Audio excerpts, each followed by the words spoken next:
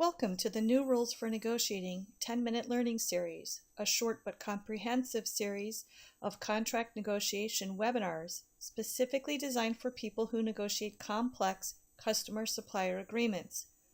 The webinars are based on materials covered in my corporate training sessions, New Rules for Negotiating corporate training manuals, or one of my 3 books.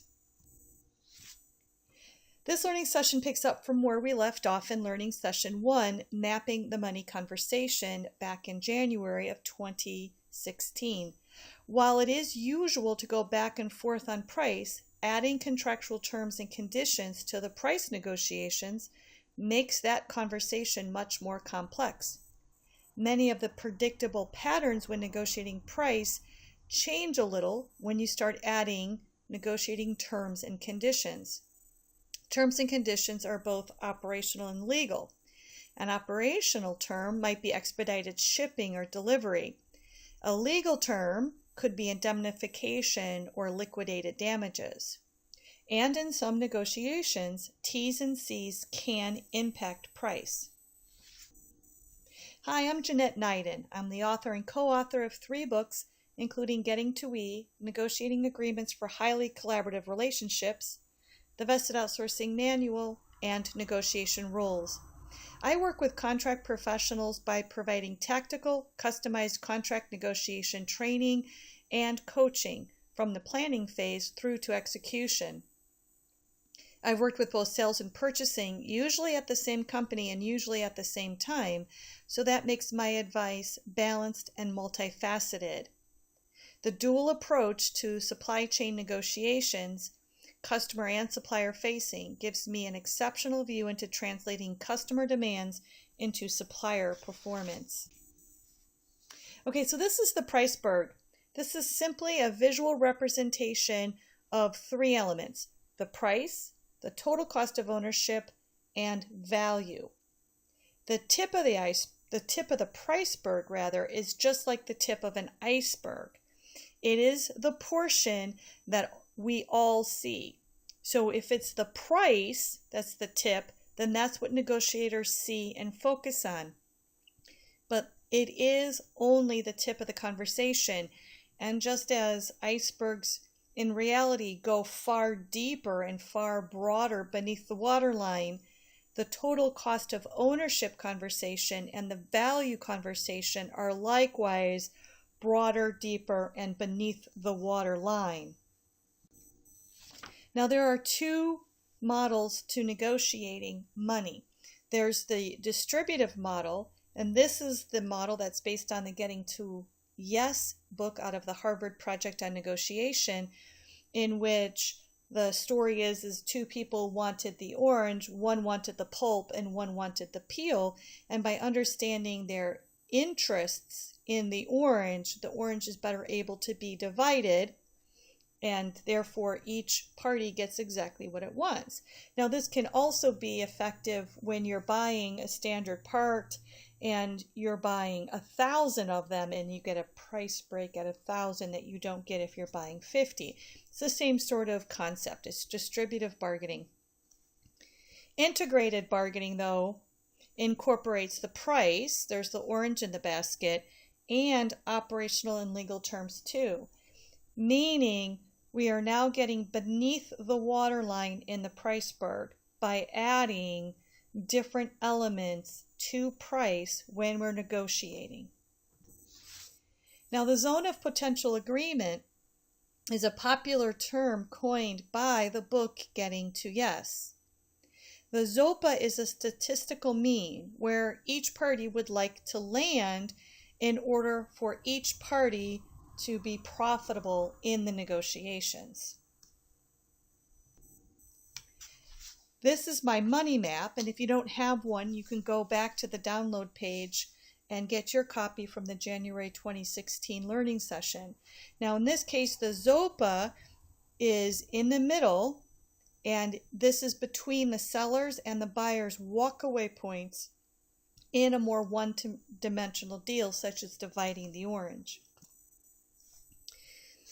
As good as the term ZOPA is, though, it is incomplete in a multi-issue negotiation. A multi-issue negotiation is a negotiation that includes more than price. Therefore, the ZOPA has more moving parts, and the parties' offers to each other and counter-offers to each other are governed by slightly different forces. So T's and C's are the most obvious set of factors that impact price. Again, I'm talking about operational and legal obligations that the parties have to one another.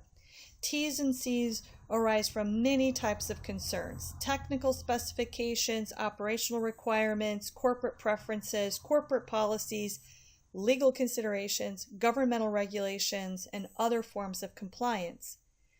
To make matters more complex, many organizations work under some form of a master agreement.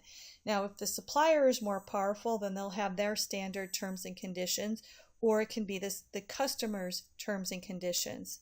That master agreement has the standard terms and conditions, and parties tend to negotiate a set of terms and conditions within that master agreement.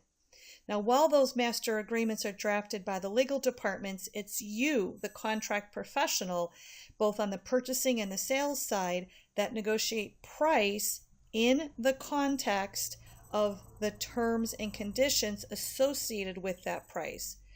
Therefore, you, as the primary negotiator, are not only trying to negotiate the price and to get the best possible price, but you have to do so within the confines of the T's and C's and what those T's and C's will grant your company. Therefore, the ZOPA looks more like this. So in a multi-issue negotiation that includes more than a price point, the ZOPA now has an upper range and a lower range.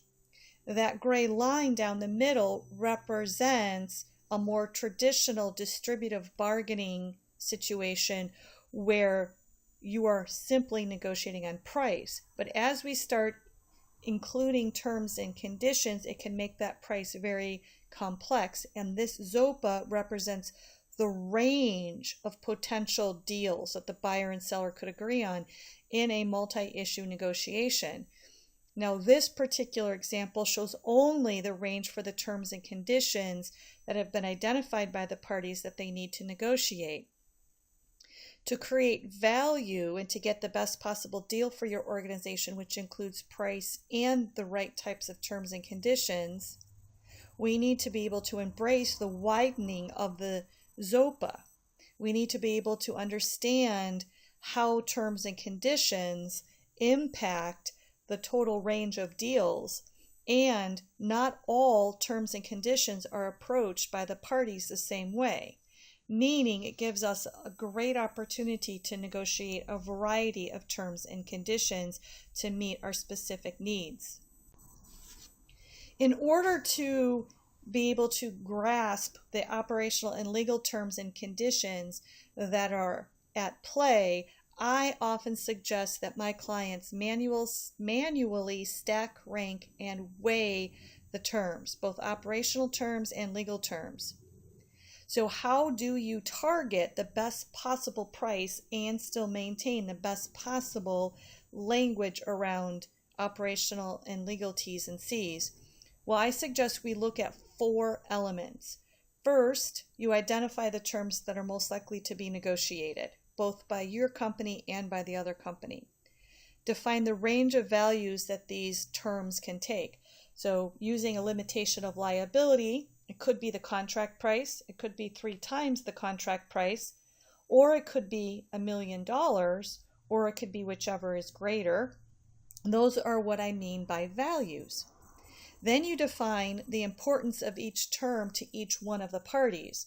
So if you're the customer, your limitation of liability could be incredibly important, and it is equally important to the supplier. But if the limitation of liability is within a range typical in an industry, such as the contract price, they may not have much of a resistance to that term. But if you triple it to, let's say, $2 million, then it becomes a negotiable issue, and it's very important to the supplier because it could potentially impact the price of their insurance, how they operate, and therefore an increase in price. And then fourth, you define the negotiation alternatives for the terms for each party. So can you agree to the contract price, or does it need to be $2 million, or whichever is greater? And you would do that for the supplier as well. Of the four elements that I just discussed, the element that's most responsible for helping you get more value is understanding the importance or weight for each term that's going to be negotiated to each party. So which operational terms and which legal terms are of the utmost importance to the supplier and to the customer. So you need to go through your standard agreement or the supplier's standard agreement to identify what I would consider the top 5 operational terms to be negotiated and the top 5 legal terms to be negotiated. Then once those top 10 terms have been identified, you can start to create a much broader zone of potential agreement within the context of negotiating price. Under no circumstances, I want to say this again, under no circumstances do you pit operational terms against legal terms. They are in effect two separate and equally important aspects to the agreement. So please consider them separately and do not pit them against one another, meaning give up on a legal term in order to get a better operational term. If you'd like to learn more, please visit my website. I've got all kinds of free resources available. If you've got questions, comments, or concerns about an upcoming negotiation, reach out to me. I do coach on specific negotiations, and I work with both buy and sell side teams to negotiate a range of contracts from traditional transactions to very complex performance and outcome-based agreements. Thank you very much, and I'll see you next time.